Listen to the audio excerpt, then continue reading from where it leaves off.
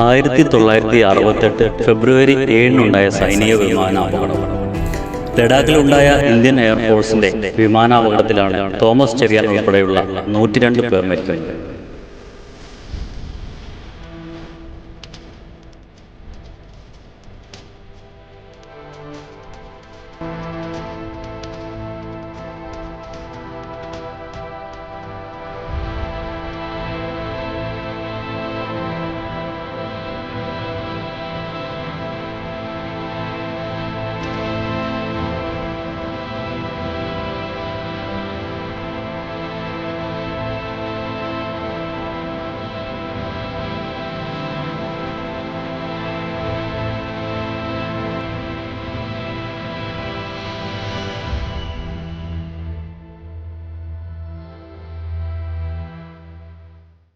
അമ്പത്തിയാറ് വർഷങ്ങൾക്ക് മുമ്പ് മരിക്കുമ്പോൾ പ്രായം 22. 56 വർഷങ്ങൾക്ക് ശേഷം തിരിച്ചു വന്നപ്പോഴും പ്രായം 22. അങ്ങനെ ഒരു വ്യക്തി ഉള്ള സ്ഥലത്താണ് നമ്മൾ നിൽക്കുന്നത് കേട്ടോ. എലന്തൂര് എല്ലാവരും അറിയുന്ന, എല്ലാവരും കേട്ടിരുന്ന, ന്യൂസിലൊക്കെ വൈറലായിരുന്ന ഒരു അത്ഭുതകരമായൊരു പ്രവൃത്തി, അതുപോലെ ഒരു നാടിനെ തന്നെ സങ്കടത്തിലായിരിക്കുന്ന ഒരു കാര്യം. ആ സ്ഥലത്താണ് ഞങ്ങൾ നിൽക്കുന്നത്. ഡ്യൂട്ടിയിലിരിക്കെ ലഡാക്കിൽ നിന്ന് എവറസ്റ്റിലേക്ക് പോകുന്ന ആ റൂട്ടിൽ വെച്ചിട്ട് പ്ലെയിൻ ക്രാഷ് ആവുന്നു. അങ്ങനെ അന്ന് കുറേ പേരെ ജീവൻ നഷ്ടപ്പെടുന്നു. ആ സമയത്ത് മഞ്ഞിൽ ഉറച്ചു പോയിക്കുന്ന ഈ ശരീരങ്ങളൊക്കെ 22 വയസ്സിലാണ് പോയത്.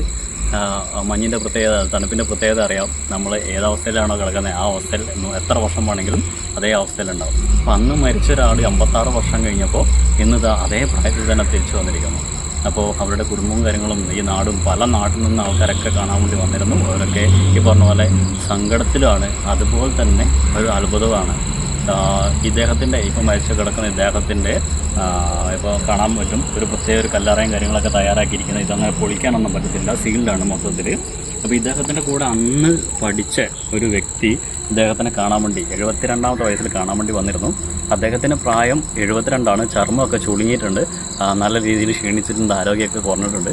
പക്ഷേ ഇപ്പോൾ ഇവിടെ ഈ കല്ലറേൻ്റെ ഉള്ളിൽ കിടക്കുന്ന ആളെ എടുത്ത സമയത്ത്, അവർക്ക് കിട്ടിയ സമയത്ത് 56 വർഷം മുമ്പ് അദ്ദേഹം എങ്ങനെയായിരുന്നോ, 22ാമത്തെ വയസ്സിൽ എങ്ങനെയായിരുന്നോ അതേ പ്രായത്തിൽ കാണാൻ വേണ്ടി പറ്റും. അപ്പോൾ അതൊരു അത്ഭുതകരമായ കാര്യമാണ്. നഷ്ടപ്പെട്ടത് അവർക്ക് കുടുംബത്തിനാണ്, ഇദ്ദേഹത്തിൻ്റെ കുടുംബത്തിനാണ്. അത് വേദന ഉളവാക്കുന്ന ഒന്നായിരുന്നു.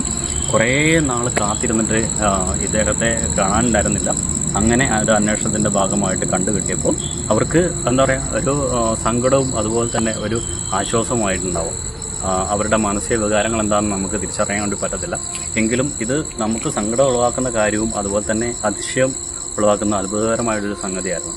അപ്പോൾ അദ്ദേഹത്തിന് വേണ്ടിയിട്ട് പ്രത്യേകത ഈ പള്ളീൻ്റെ ബാക്കിൽ പ്രത്യേകം ഒരുക്കിയിരിക്കുന്ന കല്ലറയിലാണ്, നല്ല വീതിയും നീളത്തിൽ പ്രത്യേകം ഒരുക്കിയിരിക്കുന്ന ഒരു കല്ലറയിലാണ് വെച്ചിരിക്കുന്നത്. അതുപോലെ തന്നെ അദ്ദേഹത്തിൻ്റെ പെട്ടി എന്ന് പറഞ്ഞാൽ നോർമലായിട്ട് ആൾക്കാരെ അടക്കിയിരിക്കുന്ന ഒരു പെട്ടിയല്ല, അത് വിശിഷ്ടമായി ഇച്ചിരി ഹോസ്റ്റലി അത്രയും സംവിധാനത്തോട് കൂടിയിട്ട് നല്ലൊരു പെട്ടിയിൽ അങ്ങനെ തന്നെ സൂക്ഷിച്ച് വെച്ചിരിക്കുകയാണ്.